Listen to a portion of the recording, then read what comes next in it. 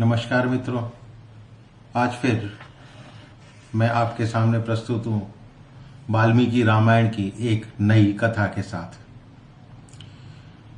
आप लोगों ने कैकई का नाम सुना ही होगा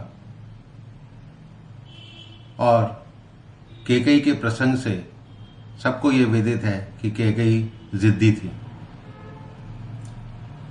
लेकिन ये गुण आया कहाँ से? उसके लिए हमें जाना पड़ेगा कैकई की माता की कथा पर। कैकई की माता की कथा वाल्मीकि रामायण में ही लिखी हुई है और राजा दशरथ जब राम के वनवास में जाने से पहले कैकई से मिलने पहुंचे थे तो मूर्छित हो गए थे। उनके होश में आने पर दशरथ के सारथी सुमंत्र सहसा उठकर खड़े हो गए और कैकई से बड़े क्रोध में बोले थे, देवी, जब तुमने संपूर्ण चराचर जगत के स्वामी स्वयं अपने पति महाराज दशरथ का ही त्याग कर दिया, तब इस जगत में ऐसा कोई कुकर्म नहीं है जिसे तुम ना कर सको। मैं समझता हूं कि तुम पति की हत्या करने वाली तो हो ही, कुलघातिनी भी हो। यह बताया जाता है कि एक समय किसी वर देने वाले साधु ने कैकई के पिता को एक अत्यंत उत्तम वर दिया था। उस वर के प्रभाव से कैकई नरेश को समस्त प्राणियों की बोली समझ में आ जाती थी। त्रियक योनि में पड़े प्राणियों की बातों को भी समझ लेते थे। एक समय जब कैकई के पिता शैया पर लेटे हुए थे तो उसी समय जंभ नामक पक्षी की आवाज उनके कानों में पड़ी। उसकी बोली का अभिप्राय उनकी समझ में आ गया, अतः वो कई बार हंसे। उसी शैया पर कैकई की माता भी सोई हुई थी। वो ये समझकर कि राजा उनका मजाक उड़ा रहे हैं, कुपित हो गई और गले में मौत की फांसी लगाने की इच्छा रखती हुई बोली, सौम्य नरेश्वर, तुम्हारे हंसने का कारण क्या है? मैं ये जानना चाहती हूं।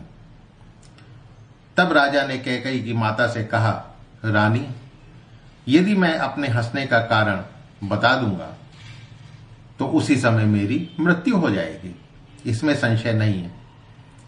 तब कैकई की माता बोली, तुम जियो या मरो, मुझे कारण बता दो, भविष्य में तुम मेरी हंसी नहीं उड़ा पाओगे।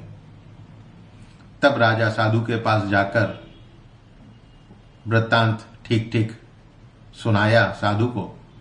तब वर देने वाले साधु ने उत्तर दिया, महाराज, रानी मरे या घर से निकल जाए, तुम कदापि ये बात उसे नहीं बताना।